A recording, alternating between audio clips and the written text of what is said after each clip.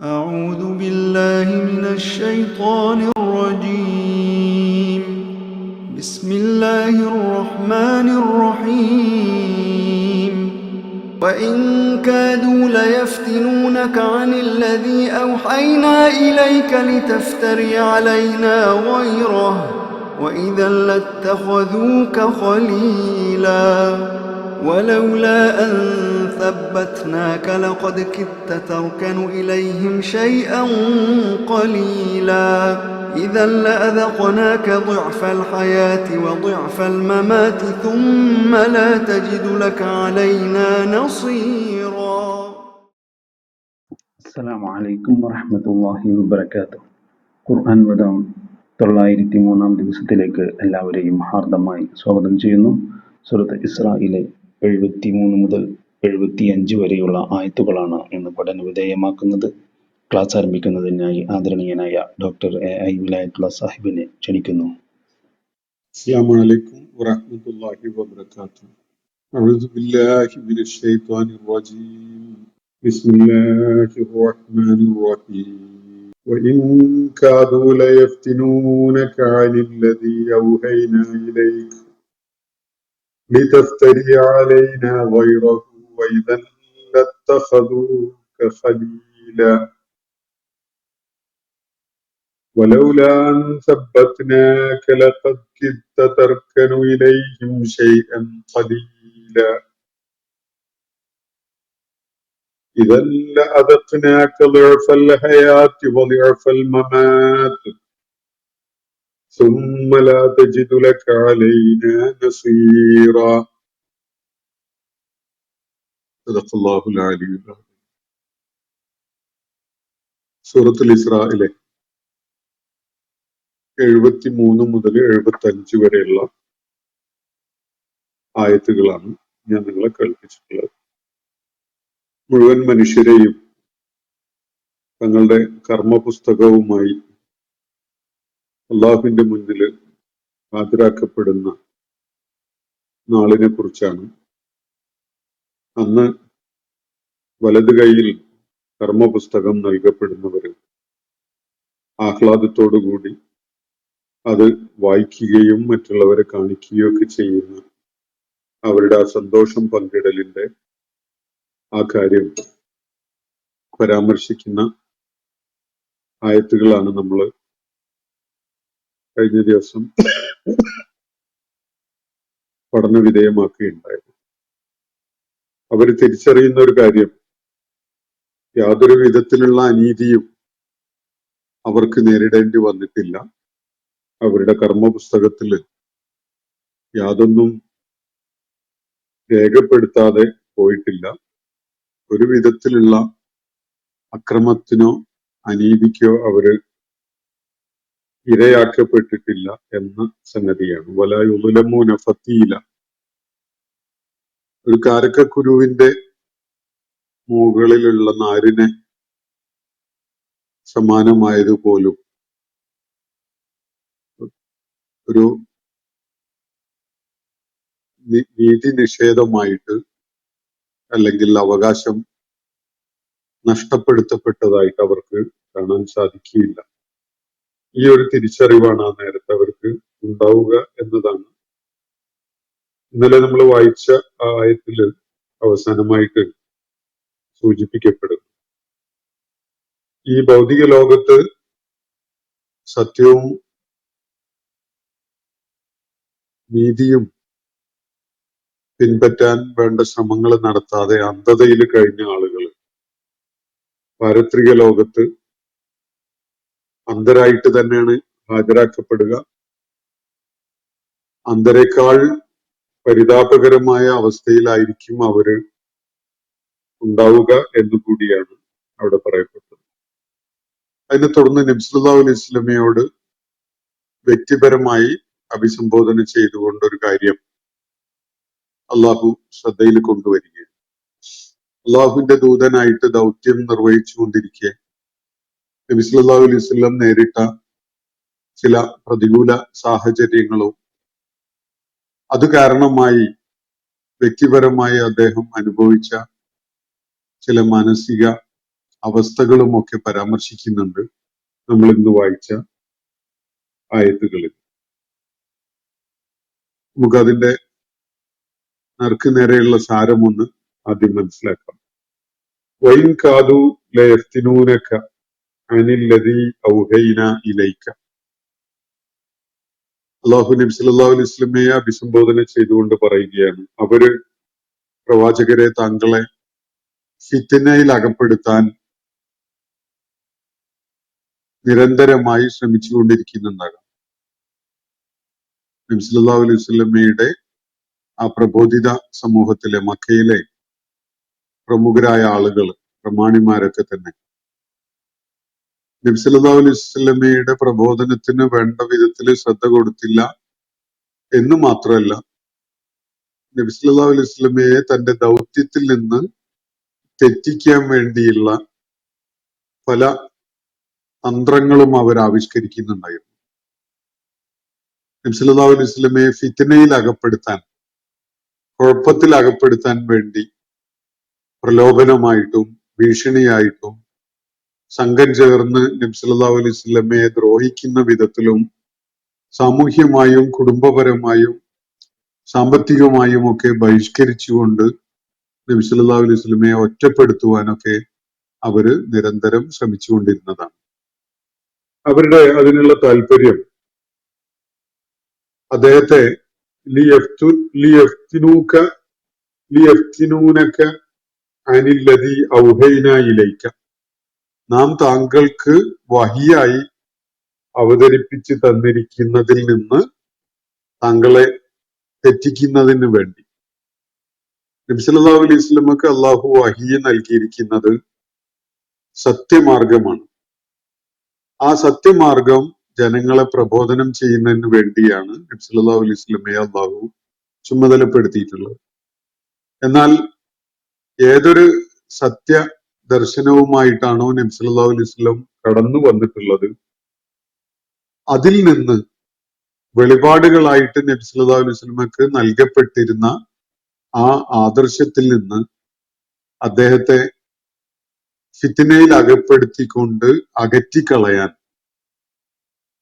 അദ്ദേഹം പ്രബോധനം ചെയ്യുന്ന കാര്യം തന്നെ ഈ നിർമ്മലമായ ആശയം ആണ് എന്ന അവസ്ഥ ഉള്ളതിൽ നിന്ന് അത് പലതും കൂടിക്കലർന്ന ഒന്നാക്കി മാറ്റാൻ ഇവര് പല വിധത്തിലും നബി സല്ലല്ലാഹു അലൈഹി വസല്ലമയെ ഫിത്നയിൽ അകപ്പെടുത്താൻ വേണ്ടി ശ്രമിച്ചുകൊണ്ടിരിക്കുന്നുണ്ടായിരുന്നു.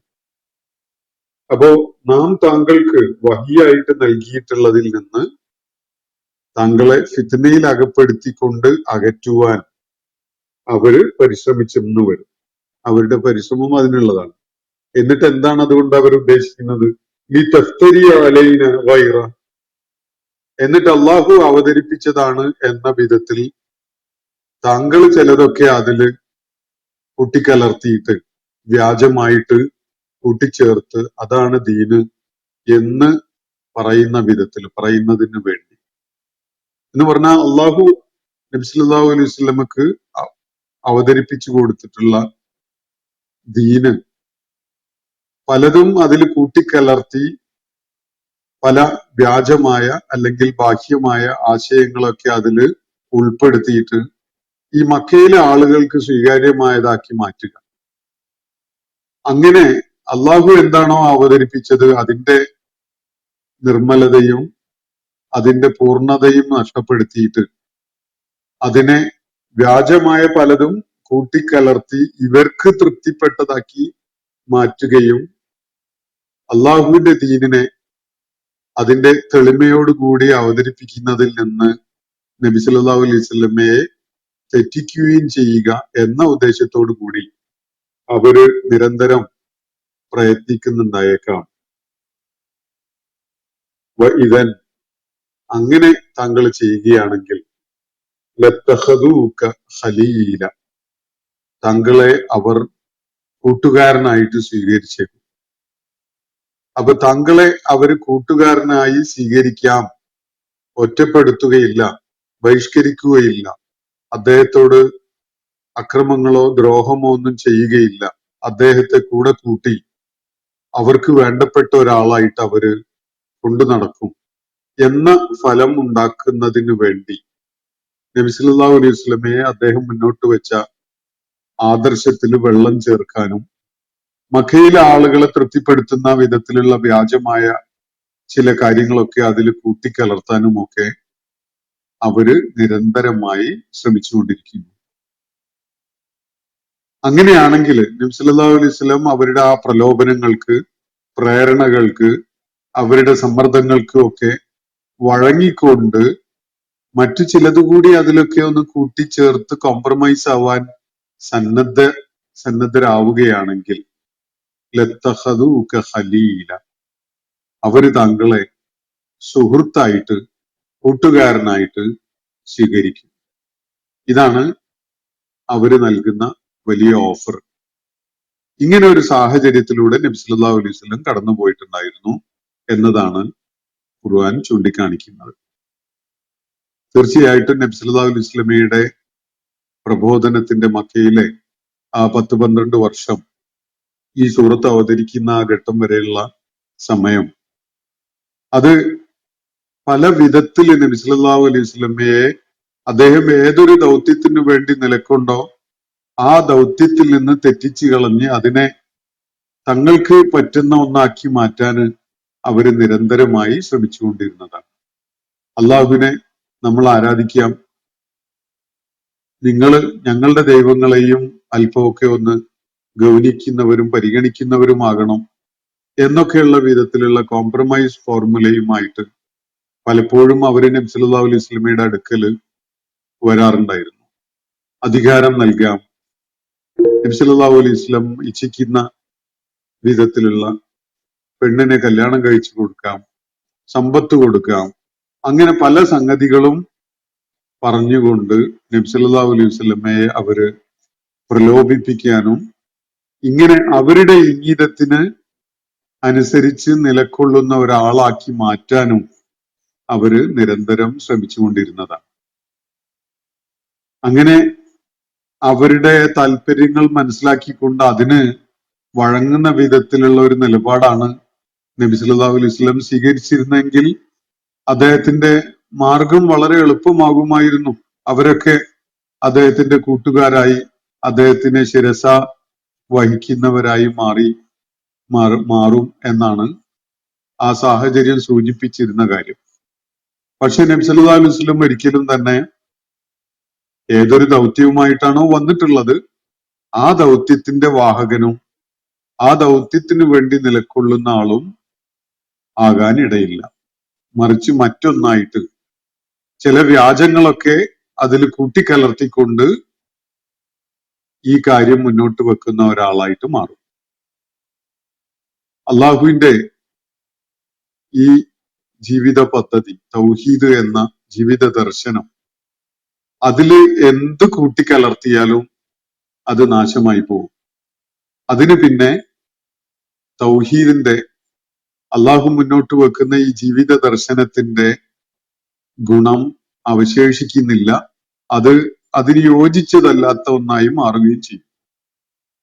യഥാർത്ഥത്തില് നമ്മുടെ കാലഘട്ടത്തിലൊക്കെ ഒരു പ്ലൂറലിസ്റ്റിക് സൊസൈറ്റിയിൽ ജീവിക്കുന്ന വിവിധ ആശയങ്ങളും ദർശനങ്ങളും ചിന്താധാരകളും ഒക്കെ നിലനിൽക്കുന്ന, ഇടകലർന്ന് ജീവിക്കുന്ന ഒരു സാമൂഹ്യ സാഹചര്യത്തില് ഇസ്ലാമിന്റെ തനിമ കളയാതെ അതില് മറ്റ് ആശയങ്ങളെ, വ്യാജമായ ബാത്തിലായ ആശയങ്ങളെ കൂട്ടിക്കലർത്താതെ നിലകൊള്ളുക എന്നത് വലിയ വെല്ലുവിളി നിറഞ്ഞ ഒരു സംഗതിയാണ്. നിരന്തരം ഈ ഒരു വിഷയം നമ്മുടെ രാജ്യത്തൊക്കെയുള്ള മുസ്ലിങ്ങളെ സംബന്ധിച്ചിടത്തോളം അവര് നേരിട്ടുകൊണ്ടിരിക്കുന്നുണ്ട്, അവര് തുടരെ അഭിമുഖീകരിച്ചു കൊണ്ടിരിക്കുന്നുണ്ട്. ഈ വ്യത്യസ്തമായ ആശയങ്ങളെയും ചിന്താധാരകളെയും അതുപോലെ മതദർശനങ്ങളെയും അതൊക്കെ തന്നെ ഇസ്ലാമിലേക്ക് കൂട്ടിക്കലർത്തുന്നതോടുകൂടി ഇസ്ലാം അല്ലാതായി മാറുകയാണ്. ഇസ്ലാം വന്നത് തന്നെ, ഇസ്ലാം പഠിപ്പിക്കപ്പെട്ടത് തന്നെ, മുഹമ്മദ് നബി സല്ലല്ലാഹു അലൈഹി വസല്ലമയെ അള്ളാഹു ഈ ദൗത്യം ചുമതലപ്പെടുത്തിയത് തന്നെ അങ്ങനെ പല വ്യാജ ആശയങ്ങളും കൂടിക്കലർന്ന് നശിച്ചുപോയ ദൈവിക ദീനിനെ പുനരുദ്ധരിക്കുന്നതിന് വേണ്ടിയാണ് എന്ന കാര്യം നമ്മൾ മറന്നുകൂടാ. മുസ്ലിം സമൂഹത്തിന്റെ സംഘടിത വിഭാഗങ്ങളുടെ പല നേതാക്കന്മാരും വളരെ ആഘോഷപൂർവം ചെയ്തുകൊണ്ടിരിക്കുന്നത് ഈ കൂട്ടിക്കലർത്തലാണ് എന്നത് വളരെ ലളിതമായ ഒരു വിലയിരുത്തലിൽ പോലും നമുക്ക് ബോധ്യപ്പെടും. അവര് ഇസ്ലാമിക ദർശനത്തിനെ, ഇസ്ലാമിക ജീവിത വ്യവസ്ഥയെ, ഇസ്ലാമിക വിശ്വാസധാരയെ മറ്റു പലതും കൂട്ടിക്കലർത്തി ഈ ചുറ്റുപാടുകളിലുള്ള ആളുകൾക്ക് തൃപ്തിയുള്ളതാക്കാൻ ഇവിടുത്തെ അധികാരികളെയും ഇവിടുത്തെ മേലാളന്മാരെയും ഇവിടെ കാര്യങ്ങളെ ചുക്കാൻ പിടിക്കുന്ന, കാര്യങ്ങളെ നിയന്ത്രിച്ചു കൊണ്ടിരിക്കുന്ന തരം ശക്തികളെയും ഒക്കെ തൃപ്തിപ്പെടുത്തി അവർക്ക് പറ്റിയ ഒന്നാക്കി അതിനെ മാറ്റാൻ മുസ്ലിം സമൂഹത്തിലെ സംഘടിത വിഭാഗങ്ങളുടെ നേതാക്കന്മാര് പലപ്പോഴും ശ്രമിച്ചുകൊണ്ടിരിക്കുന്നത് നമുക്ക് നിരന്തരം കാണാൻ കഴിയും. പല ന്യായങ്ങളും അവർക്ക് പറയാനുണ്ടാവും. ഇത് ഒരു ജനാധിപത്യ വ്യവസ്ഥയല്ലേ, ഇതൊരു മതേതര സമൂഹമല്ലേ എന്നൊക്കെ പറഞ്ഞുകൊണ്ട് അത് ഇസ്ലാമിക ദർശനത്തിനെ എന്തിനു വേണ്ടി അള്ളാഹു അത്തരം ഒരു ദീൻ മുഹമ്മദ് നബി സല്ലല്ലാഹു അലൈഹി വസല്ലമയ്ക്ക് അദ്ദേഹം മുഖേന മനുഷ്യ സമൂഹത്തിന് അവതരിപ്പിച്ചു കൊടുത്തു എന്നതിനെ കുറിച്ച് ആലോചനയില്ലാത്തത് കൊണ്ടാണ് അത്തരം കോംപ്രമൈസിന്റെ പാതയിലേക്ക് ഈ നേതാക്കന്മാര് പോകാൻ പ്രേരിതരാവുന്നത്. അവരെ സംബന്ധിച്ചിടത്തോളം ഭൗതിക താല്പര്യങ്ങൾ പലതും അതിലൂടെ നേടാനുണ്ടാവും. പല താല്പര്യങ്ങള്, പല സ്ഥാനമാനങ്ങള്, പല അധികാരത്തിന്റെ പങ്ക്, പല വിധത്തിലുള്ള അംഗീകാരങ്ങള്, ഇതിനൊക്കെയാണ് ഈ നേതാക്കന്മാര് വെമ്പൽ കൊള്ളുന്നത് എന്നത് നമുക്ക് ബാഹ്യമായി നിരീക്ഷിച്ചാൽ തന്നെ ബോധ്യപ്പെടുന്ന ഒരു കാര്യമാണ്. അള്ളാഹു നബി സല്ലല്ലാഹു അലൈഹി വസല്ലമക്ക് നൽകുന്ന ഒരു താക്കീതാണ് നമ്മൾ വായിച്ചുകൊണ്ടിരിക്കുന്നത്. മക്കയിലെ ഈ പ്രബോധിത സമൂഹത്തിലെ വരേണ്യ വിഭാഗം നേതാക്കന്മാരും പ്രമാണിമാരും ഒക്കെയായ ആളുകൾ നബി സല്ലല്ലാഹു അലൈഹി വസല്ലമയെ അദ്ദേഹത്തിന്റെ ദൗത്യത്തിൽ നിന്ന് തെറ്റിച്ചു കളയാൻ വേണ്ടി നിരന്തരമായി പ്രലോഭനവും പ്രേരണയും സമ്മർദ്ദവും ഭീഷണിയും അതുപോലെ അദ്ദേഹത്തെ പല വിധത്തിലുള്ള പ്രയാസങ്ങൾ അനുഭവിപ്പിച്ചുകൊണ്ടും ഒക്കെ ആ ആദർശത്തിൽ വെള്ളം ചേർക്കാൻ, അതിൽ വ്യാജമായി പലതും കൂട്ടിച്ചേർക്കാൻ വേണ്ടി, എന്നിട്ട് അതിനെ തങ്ങൾക്ക് പറ്റിയ വിധത്തില് വളച്ചൊടിച്ച് മറ്റൊന്നാക്കി മാറ്റാൻ അവര് നിരന്തരം ശ്രമിച്ചുകൊണ്ടിരുന്നു.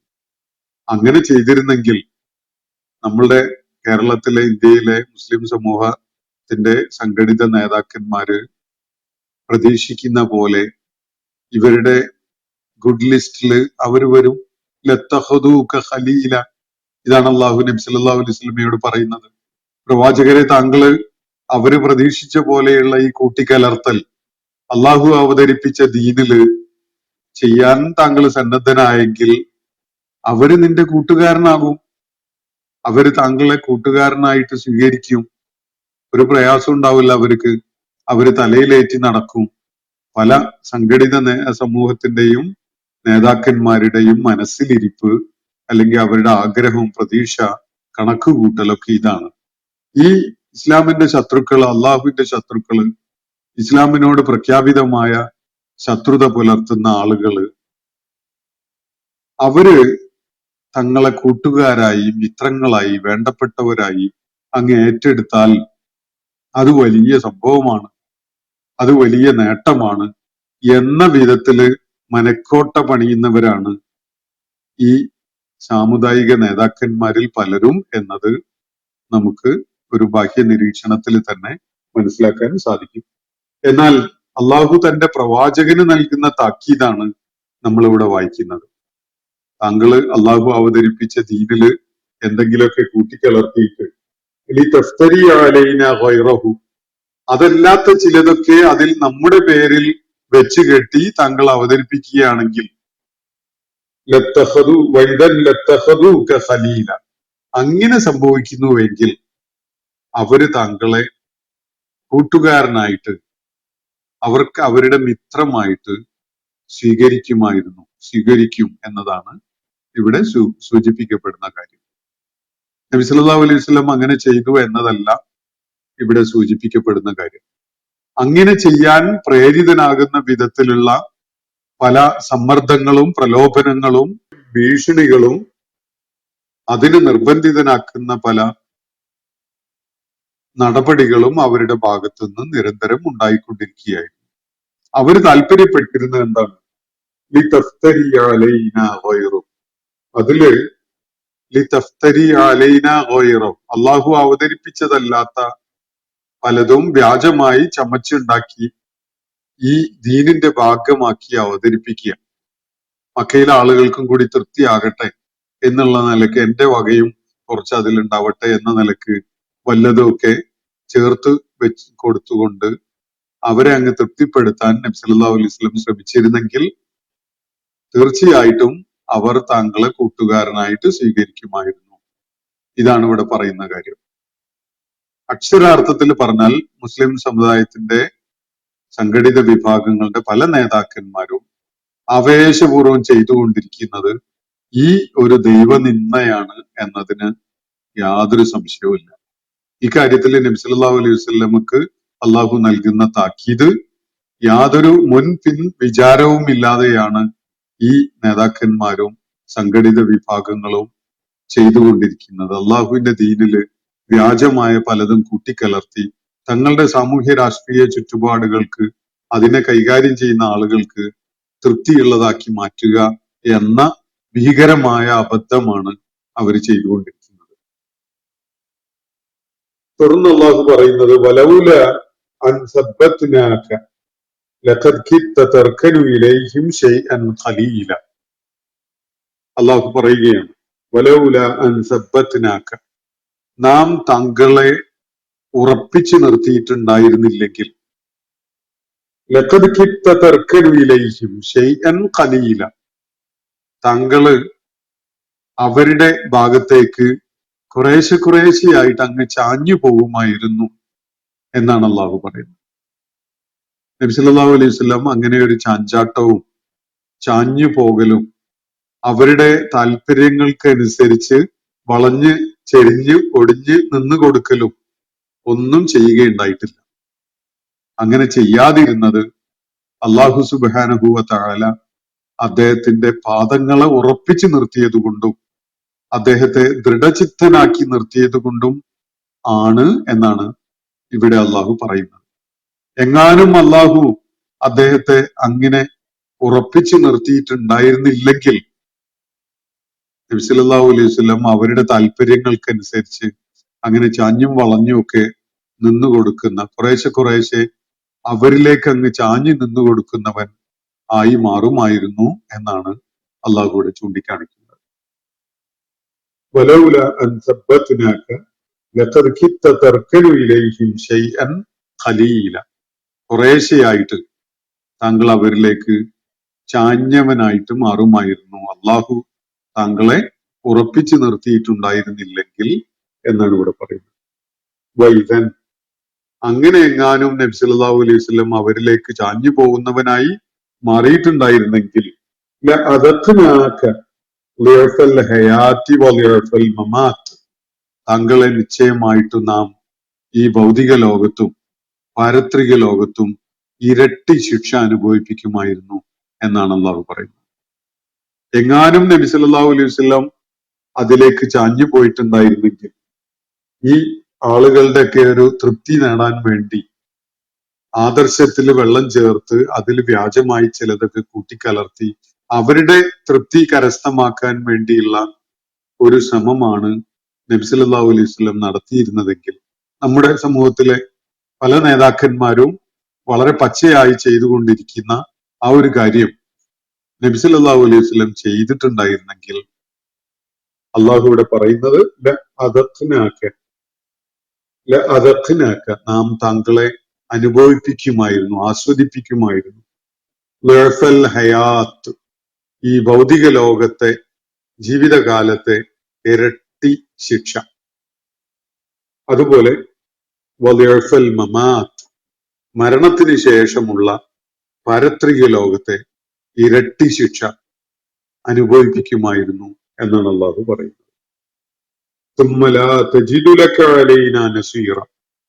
പിന്നെ അതിനുശേഷം നിനക്ക് നമുക്കെതിരിൽ നിന്നെ സഹായിക്കാനായിട്ട് ഒരാളെയും കണ്ടെത്താൻ പറ്റുമായിരുന്നില്ല. ثم لا تجد لك, പിന്നെ അതിനുശേഷം നിനക്ക് കാണാൻ കഴിയുകയില്ല അലൈന നസീറ, നമുക്കെതിരിൽ നിന്നെ സഹായിക്കാൻ ഒരാളെയും കണ്ടെത്താൻ നിനക്ക് സാധിക്കുമായിരുന്നില്ല എന്നാണ് അള്ളാഹു പറയുന്നത്. അപ്പോ കൃത്യമായിട്ടും ഈ താക്കീത് ഈ കാലഘട്ടത്തില് ആർക്ക് നേരെയാണ് എന്നത് ഇവിടെ നമ്മൾ അടിവരയിട്ട് മനസ്സിലാക്കേണ്ടതുണ്ട്.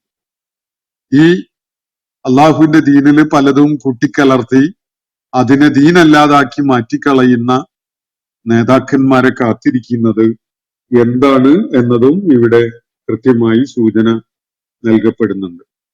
ദുനിയാവിലെ ഇരട്ടി ശിക്ഷ, മരണശേഷം ഇരട്ടി ശിക്ഷ അവരെ കാത്തിരിക്കുന്നു എന്നാണ്. ثم لا تجد لك علينا നസീറ, പിന്നെ അതിനെ തുടർന്ന് നമുക്കെതിരിൽ താങ്കളെ സഹായിക്കാനായിട്ട് ഒരാളെയും കണ്ടെത്താൻ താങ്കൾക്ക് സാധ്യമല്ല എന്നുകൂടി അള്ളാഹു ഇവിടെ വ്യക്തമാക്കുകയാണ്. ഈ ആയാത്തുകള് നബി സല്ലല്ലാഹു അലൈഹി വസല്ലമയുടെ മക്കയിലെ പ്രബോധന കാലഘട്ടം, ആ 10-13 വർഷം, അതിൽ ഈ ആയത്തുകൾ അവതരിക്കുന്ന ഘട്ടം വരെയുള്ള 10-12 വർഷത്തെ നബി സല്ലല്ലാഹു അലൈഹി വസല്ലം മക്കയിൽ നേരിട്ടിരുന്ന ആ സാഹചര്യങ്ങളെ വെളിപ്പെടുത്തുന്ന, അതിന്റെ യഥാർത്ഥ സ്വഭാവം എന്തായിരുന്നു എന്നത് വ്യക്തമാക്കുന്ന ആയാത്തുകളാണ്. പക്ഷെ അതില് ഈ കാലഘട്ടത്തിലെ നമ്മുടെ സാഹചര്യങ്ങളെ നേരിട്ടുകൊണ്ടിരിക്കുന്ന ആ അവസ്ഥയില് പല ഗുണപാഠങ്ങളും അതില് നമുക്ക് വായിച്ചെടുക്കാനുണ്ട് എന്ന് ഈ സാന്ദർഭികമായിട്ട് സൂചിപ്പിക്കുകയാണ് ഈ സന്ദർഭത്തില് ഞാൻ ചെയ്യുന്നത്. ഒരു ഇതുമായി ബന്ധപ്പെട്ടുകൊണ്ട് കൂടുതൽ ചർച്ചകൾ ഇന്ന് അതേക്കുറിച്ച് ഉദ്ദേശിക്കുന്നില്ല. ഇന്നത്തെ സെഷൻ ഞാൻ അവിടെ അവസാനിപ്പിക്കുകയാണ്. പക്ഷെ 1-2 ചോദ്യങ്ങൾ ഇന്നലെ വന്നിരുന്നത് പരാമർശിക്കാമെന്ന് വിചാരിക്കുകയാണ്. ഖുർആനിൽ അള്ളാഹു റഹ്മാൻ റഹീം എന്നൊക്കെ പറഞ്ഞ് സ്വയം പുകഴ്ത്തുന്നു എന്നാണ് ഒരു ചോദ്യം. അള്ളാഹു റഹ്മാനും റഹീമുമായിട്ട് തന്നെ പരിചയപ്പെടുത്തി തരുന്നില്ലെങ്കിൽ ആ പണി ആര് ചെയ്യും? അതിനുള്ള ഉത്തരം നിങ്ങൾ കണ്ടെത്തിയാൽ ഈ ചോദ്യത്തിന് നല്ല മറുപടിയാവും. അള്ളാഹു സ്വയം പുകഴ്ത്തുന്നു എന്നത് തീർച്ചയായിട്ടും അക്ഷര തലത്തില് അതിൽ തെറ്റൊന്നുമില്ല അങ്ങനെ സങ്കല്പിക്കുന്നത്. അതിന് അർഹതയുള്ളത് അള്ളാഹു മാത്രമാണ്. ജബ്ബാർ എന്ന്, സ്വേച്ഛാധിപതി എന്ന് സ്വയം വിശേഷിപ്പിച്ചവനാണ് അള്ളാഹു. അങ്ങനെ വിശേഷിപ്പിക്കാൻ വേറെ ആർക്കാണ് അർഹതയുള്ളത്? അള്ളാഹുവിന് അത് പറ്റും. കാരണം അള്ളാഹു പ്രപഞ്ച സൃഷ്ടാവാണ്, മനുഷ്യന്റെ സൃഷ്ടാവാണ്, സ്വന്തം ഇച്ഛകൾ നടപ്പിലാക്കുന്നവനാണ്, അതിന് യോഗ്യതയും അർഹതയും ഉള്ളവനാണ്. അങ്ങനെ ഇല്ലാത്തവര് അങ്ങനെയുള്ള സ്വഭാവങ്ങൾ കൊണ്ട് നടക്കുമ്പോഴാണ് അത് ഏറ്റവും അപകടമായി മാറുന്നത് എന്നത് നമുക്ക് മനസ്സിലാക്കാവുന്നതേ ഉള്ളൂ. അതുകൊണ്ട് അള്ളാഹുവിന്റെ സിഫാത്തുകൾ, റഹ്മാൻ എന്ന വാക്ക്, റഹീം എന്ന വാക്ക്, ഇതൊക്കെ തന്നെ സൂചിപ്പിക്കുന്ന അള്ളാഹുവിന്റെ വിശേഷണങ്ങൾ, ഗുണഗണങ്ങള് അള്ളാഹു നമ്മളെ പറഞ്ഞ് പഠിപ്പിച്ചു തരുന്നില്ലെങ്കിൽ അത് പഠിപ്പിച്ചു തരാൻ പിന്നെ ആർക്ക് സാധിക്കും? അതുകൊണ്ട് അള്ളാഹു തന്റെ സ്രഷ്ടാവ് എന്നുള്ള നിലക്ക് സ്വയം പരിചയപ്പെടുത്തുന്ന ഒരു പ്രക്രിയയാണ് ഇവിടെ നിർവഹിക്കപ്പെടുന്നത് എന്നത് ഒരല്പം അതിനെക്കുറിച്ച് ആലോചിച്ചാൽ മനസ്സിലാക്കാൻ സാധിക്കും. മറ്റൊന്ന്, അള്ളാഹുവിന്റെ തന്നെ സൃഷ്ടികളായ മനുഷ്യേതര ജീവികളെ അള്ളാഹു ശ്രേഷ്ഠത നൽകാതെ, ആദരിക്കാതെ അവഗണിച്ചതിന് എന്താണ് ന്യായം എന്നാണ്. അതോ അങ്ങനെ നമ്മള് അവയെ അവഗണിച്ചു എന്നത് നമ്മുടെ തോന്നൽ മാത്രമല്ലേ? മൃഗങ്ങൾ മനുഷ്യനെ അപേക്ഷിച്ച് കുറെ കൂടി നല്ല അവസ്ഥയിലല്ലേ ജീവിതം നയിക്കുന്നത് എന്നതൊക്കെയാണ് രണ്ടാമത്തെ ചോദ്യം. യഥാർത്ഥത്തില് അള്ളാഹു മനുഷ്യരെ പോലെ മറ്റ് ജീവികളെ ശ്രേഷ്ഠത നൽകാതെ, ആദരിക്കാതെ വിട്ടു എന്നത് അതിന് ന്യായം എന്താണ് എന്നതാണ് ചോദ്യം.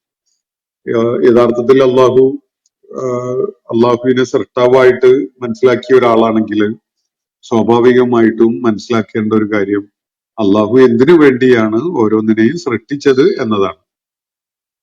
അള്ളാഹു ജീവജാലങ്ങളെ സൃഷ്ടിച്ചത് മനുഷ്യനെ പോലെ ജീവിക്കാനല്ല, മനുഷ്യന്റെ പല ആവശ്യങ്ങൾക്കും വേണ്ടിയാണ് ഭൂമുഖത്തുള്ള സകലതിനെയും സൃഷ്ടിച്ചിട്ടുള്ളത് എന്ന് അള്ളാഹു ഖുർആനിൽ വ്യക്തമായിട്ട് പറഞ്ഞു തരുന്നുണ്ട്. അതുകൊണ്ട് തന്നെ എന്തിനു വേണ്ടി സൃഷ്ടിച്ചു എന്ന ചോദ്യം നമ്മൾ ആദ്യം പരിഗണിക്കേണ്ടതുണ്ട്. അള്ളാഹു ഓരോന്നിനെയും ഓരോ ആവശ്യത്തിനു വേണ്ടിയാണ് സൃഷ്ടിച്ചിട്ടുള്ളത്. മനുഷ്യന് അള്ളാഹു നൽകിയിട്ടുള്ള സാധ്യതകളും അവസരങ്ങളും ഇതര ജീവജാലങ്ങൾക്ക് കൊടുത്തതുകൊണ്ട് യാതൊരു ഗുണവുമില്ല. അവർക്കത് പ്രയോജനപ്പെടുത്താൻ സാധിക്കില്ല. അത് പ്രയോജനപ്പെടുത്താൻ കഴിയുന്ന വിധത്തിലുള്ള കഴിവുകളോ സാധ്യതകളോ ഒന്നും അള്ളാഹു അവർക്ക് നൽകിയിട്ടില്ല. ഇനി നിങ്ങളുടെ വാദഗതി മുന്നോട്ട് കൊണ്ടുപോവുകയാണെങ്കിൽ ഒരുപക്ഷെ എല്ലാവരെയും മനുഷ്യരാക്കിക്കൂടായിരുന്നോ എന്ന് ചോദിക്കേണ്ടി വരും. പുഴുവും കീടങ്ങളും പക്ഷികളും മൃഗങ്ങളും ജീവജാലങ്ങളും ഒക്കെയും ഇവരൊക്കെ മനുഷ്യരാക്കിയാ പോരായിരുന്നോ എന്നൊരു ചോദ്യത്തിലാണ് അത് എത്തിച്ചേരുക. അങ്ങനെ ആയാൽ മനുഷ്യന് ഈ ഭൂമുഖത്ത് അതിജീവിക്കാനുള്ള വല്ല സാധ്യതയും വേറെ സജ്ജീകരിക്കേണ്ടി വരുമല്ലോ. അപ്പൊ നിങ്ങൾ സ്വാഭാവികമായിട്ട് വീണ്ടും ചോദിക്കും, അതിനെ എന്തുകൊണ്ട് അങ്ങനെ ആക്കി, എന്തുകൊണ്ട് മനുഷ്യനെ പോലെ ആക്കിയില്ല എന്നത്. അത് സൃഷ്ടികർത്താവായ അള്ളാഹുവിന്റെ ഇച്ഛയിൽപ്പെട്ട കാര്യമാണ്, ഡിസ്ക്രീഷനിൽപ്പെട്ട കാര്യമാണ്. പക്ഷെ അതിൽ അള്ളാഹു ഒരു അനീതിയും ആരോടും ചെയ്തിട്ടില്ല എന്നതാണ് അതിന്റെ ഏറ്റവും സുന്ദരമായ ഒരു തലം. അള്ളാഹു ഓരോന്നിനെയും എന്തിനു വേണ്ടി സൃഷ്ടിച്ചു എന്നത് അള്ളാഹുവിന് കൃത്യമായ ധാരണയുണ്ട്. ആ ഫംഗ്ഷനാണ് അത് നിർവഹിച്ചുകൊണ്ടിരിക്കുന്നത്. മനുഷ്യനെ വിവേചന ബുദ്ധിയുള്ള ഡിസ്ക്രീഷനോടുകൂടി കാര്യങ്ങളെ നോക്കിക്കാണാൻ കഴിയുന്ന പല സാധ്യതകളും ഉള്ള വിധത്തിൽ സൃഷ്ടിക്കപ്പെട്ട അവസ്ഥയിലാണ് മനുഷ്യന് ഈ സൗകര്യങ്ങളും സജ്ജീകരണങ്ങളും ഒക്കെ അള്ളാഹു ചെയ്തു വെച്ചിട്ടുള്ളത്. എന്നിട്ട് തനിക്ക് അള്ളാഹു നൽകിയിട്ടുള്ള ആ മഹത്തരമായ പദവിയുടെയും ശ്രേഷ്ഠതയുടെയും പേരിൽ അള്ളാഹുവിനോട് അവര് കടപ്പെട്ടവരായിരിക്കേണ്ടതുണ്ട് എന്നത് ബോധ്യപ്പെടുത്താൻ വേണ്ടിയാണ് അള്ളാഹു മിക്ക ജീവജാലങ്ങളെക്കാളും മനുഷ്യനെ ആദരിച്ചിരിക്കുന്നു എന്ന് ഇവിടെ വ്യക്തമാക്കിയിട്ടുള്ളത് പോലും. അപ്പോ നിങ്ങളുടെ ആലോചനയും അന്വേഷണവും അങ്ങനെ നടക്കട്ടെ എന്ന് സൂചിപ്പിച്ചുകൊണ്ട് ഞാനത് വിടുകയാണ്. മനുഷ്യനെ അപേക്ഷിച്ച് കുറെ കൂടി നല്ല അവസ്ഥയിലല്ലേ ജീവിതം നയിക്കുന്നത് ഈ മൃഗങ്ങളും ജീവജാലങ്ങളും എന്നൊക്കെ ഉള്ള ഒരു ചോദ്യം. ഒരു നിലക്ക് മനുഷ്യൻ നേരിടാനിരിക്കുന്ന വലിയ ഭീഷണമായ പല സാഹചര്യങ്ങളും അവന്റെ വിചാരണയോട് കൂടി അവൻ നേരിടേണ്ടി വരുന്ന ആ ഘട്ടം വെച്ച് നോക്കുമ്പോ മൃഗങ്ങളെയോ മറ്റു ജീവജാലങ്ങളെയൊക്കെ പോലെ ആയിരുന്നെങ്കിൽ അതാകുമായിരുന്നില്ലേ നല്ലത്, അതോടുകൂടി തീർന്നിരുന്നില്ലേ എന്നൊക്കെ ആലോചിച്ചൊക്കെ നോക്കാം. പക്ഷെ അതുകൊണ്ട് എന്ത് പ്രയോജനം? നമുക്ക് മറ്റൊന്നാകാൻ സാധ്യമല്ല. നമ്മളെ അള്ളാഹു നമ്മളായിട്ട് സൃഷ്ടിച്ചിരിക്കുകയാണ്. അതില് നമുക്ക് ഇനി ഞാൻ മനുഷ്യനാവുന്നില്ല, ഒരു കോഴിയോ പരുന്തോ ഒക്കെ ആയിക്കൊള്ളാം എന്ന് തീരുമാനിക്കാനുള്ള ഒരു സ്പേസ് അള്ളാഹു താല തന്നിട്ടില്ല. അതുകൊണ്ട് തന്നെ അത്തരം ചിന്തകൾക്ക് ഫലത്തിൽ യാതൊരു പ്രയോജനവും ഇല്ല എന്ന് സൂചിപ്പിക്കുകയാണ് ഞാൻ. കുറെ കൂടി നല്ല അവസ്ഥയിലാണ് അവർ കഴിഞ്ഞുകൂടുന്നത് എന്നതിനോട് എനിക്ക് വലിയ യോജിപ്പൊന്നും ഇല്ല. മനുഷ്യൻ വലിയ ആദരവ് നൽകപ്പെട്ടിട്ടുള്ള ഒരു സൃഷ്ടിയാണ്. മനുഷ്യന് ഇപ്പോ വിവേചന ബുദ്ധി, കാര്യങ്ങൾ മനസ്സിലാക്കാനുള്ള കഴിവ്, അപഗ്രഥിക്കാനുള്ള സാധ്യത, ഇതൊക്കെ ഉള്ള അവസ്ഥയിൽ നമുക്ക് ആ ഇല്ലാത്ത അവസ്ഥയാണ് നല്ലത് എന്നൊക്കെ പറയാം. പണ്ടൊരു കവി പറഞ്ഞിരുന്ന പോലെ വെളിച്ചം ദുഃഖമാണുണ്ണി, തമസ്സല്ലോ സുഖപ്രദം എന്ന് പറഞ്ഞപ്പോ തമസ് ഇരുട്ടാണ് സുഖം എന്ന് കവി പാടിയത് കവിയുടെ ഒരു മാനസികാവസ്ഥയിൽ പാടിയതാവാനേ സാധ്യതയുള്ളൂ. ഒരിക്കലും തന്നെ വെളിച്ചത്തിനേക്കാൾ മെച്ചപ്പെട്ടതാണ് ഇരുട്ട് എന്ന് മനുഷ്യൻ ഇപ്പോൾ നൽകപ്പെട്ടിരിക്കുന്ന മാനസികാവസ്ഥയിൽ നിന്നുകൊണ്ട് സങ്കല്പിക്കാൻ സാധ്യമല്ല. അതുകൊണ്ട് ഞാൻ അത്തരം ആലോചനകൾ മനുഷ്യന് സ്വാഭാവികമായി ഉണ്ടാവുന്നതാണ്. ആ ആലോചനയുമായിട്ട് അദ്ദേഹം മുന്നോട്ട് പോകട്ടെ എന്ന് മാത്രം സൂചിപ്പിക്കുകയാണ്. മറ്റൊരു ചോദ്യം, ഈ പറയുന്ന ആശയങ്ങളെല്ലാം ഒരു സ്വാർത്ഥമതിയായ സങ്കുചിത ചിന്താഗതിക്കാരനായ ഒരു മനുഷ്യന്റെ മനസ്സിൽ ഉദിക്കാൻ ഇടയുള്ള ആശയങ്ങൾ മാത്രമല്ലേ എന്നാണ് SK എന്ന പ്രൊഫൈലിന് വീണ്ടും അവസാനമായിട്ടുള്ള ഈ ചോദ്യങ്ങളിൽ വന്നിട്ടുള്ളത്. അപ്പോ ഒരു സ്വാർത്ഥമതിയായ മനുഷ്യന്റെ ചിന്തയിൽ രൂപപ്പെട്ടിട്ടുള്ള ഒരു സംഗതിയാണ് ഇതെങ്കിൽ ലോകത്ത് ഇതുപോലെയുള്ള സ്വാർത്ഥമതിയായ എത്ര ആളുകൾ ഉണ്ടായിരുന്നു എന്ന് ഒന്ന് ആലോചിച്ച് നോക്കൂ. അവരാരെങ്കിലും ഇത് സങ്കല്പിച്ച് പറഞ്ഞു തന്നോ? ലോകത്ത് ഏറ്റവും വലിയ സ്വാർത്ഥനായിട്ട് നിങ്ങൾക്ക് കാണാൻ പറ്റിയ മുഹമ്മദ് നബി സല്ലല്ലാഹു അലൈഹി വസല്ലമയാണോ? അതാണോ നിങ്ങളുടെ ചരിത്രബോധം? എന്നിട്ട് മുഹമ്മദ് നബി സല്ലല്ലാഹു അലൈഹി വസല്ലമയുടെ ആ സ്വാർത്ഥതയുടെ നിലവാരത്തിലേക്ക് ബാക്കിയുള്ളവർ എത്താത്തത് കൊണ്ടാണോ ഇതുപോലെയുള്ള ഒരു ആശയം അല്ലെങ്കിൽ ഇതുപോലെയുള്ള കാര്യങ്ങൾ വേറെ ആരും പറയാതെ പോയത്? ഒന്ന് ആലോചിച്ച് നോക്കൂ അതിനെക്കുറിച്ച്. ഇതല്ലാത്ത മറ്റെന്താണ് നിങ്ങളുടെ കയ്യിൽ മനുഷ്യന് തൃപ്തികരമായ സത്യാധിഷ്ഠിതമായ ഒരു ദർശനം ഉള്ളത് എന്നത് ആദ്യം പരിഗണിക്കും. എന്നിട്ട് നമുക്ക് ഈ കാര്യം വീണ്ടും പുനരാലോചിക്കാം. ഞാൻ അവിടെ വെച്ച് അവസാനിപ്പിക്കുകയാണത്. കാരണം ഇതല്ലാത്ത നിങ്ങൾക്ക് ആക്സെപ്റ്റബിൾ അല്ല എന്ന നിലക്ക് കാണുന്നതിന് വിരോധമൊന്നുമില്ല. പക്ഷെ ഇതല്ലാത്ത എന്ത്? ഉലകം മുഴുവനും നിങ്ങൾ സഞ്ചരിച്ചോ, ചരിത്രത്തിലുടനീളം നിങ്ങൾ പ്രയാണം നടത്തുക, എന്നിട്ട് ഇതിനേക്കാൾ മെച്ചപ്പെട്ട ഒന്ന് ഭൂമുഖത്ത് മനുഷ്യരുടെ മുന്നിൽ അവതരിപ്പിക്കാൻ നിങ്ങൾ ഈ അവസരം പ്രയോജനപ്പെടുത്തുക. എന്നിട്ട് നമുക്ക് ഈ ചോദ്യത്തിന് വീണ്ടും അഡ്രസ് ചെയ്യാം എന്ന് മാത്രം സൂചിപ്പിക്കുകയാണ്. വാഖിർ ദഅ്വാന അനിൽ ഹംദുലില്ലാഹി റബ്ബിൽ ആലമീൻ. അസ്സലാമു അലൈക്കും വറഹ്മത്തുള്ളാഹി വബറകാതുഹു. ഇന്നത്തെ ഖുർആൻ പദം ഇവിടെ സമാപിക്കുന്നു. ഖുർആൻ പഠനത്തിൽ പങ്കെടുത്ത എല്ലാവർക്കും അല്ലാഹു അർഹമായ പ്രതിഫലം നൽകി അനുഗ്രഹിക്കട്ടെ. വആഖിറു ദഅ്വാനാ അനിൽ ഹംദുലില്ലാഹി റബ്ബിൽ ആലമീൻ. അസ്സലാമു അലൈക്കും വറഹ്മത്തുള്ളാഹി വബറകാതുഹു.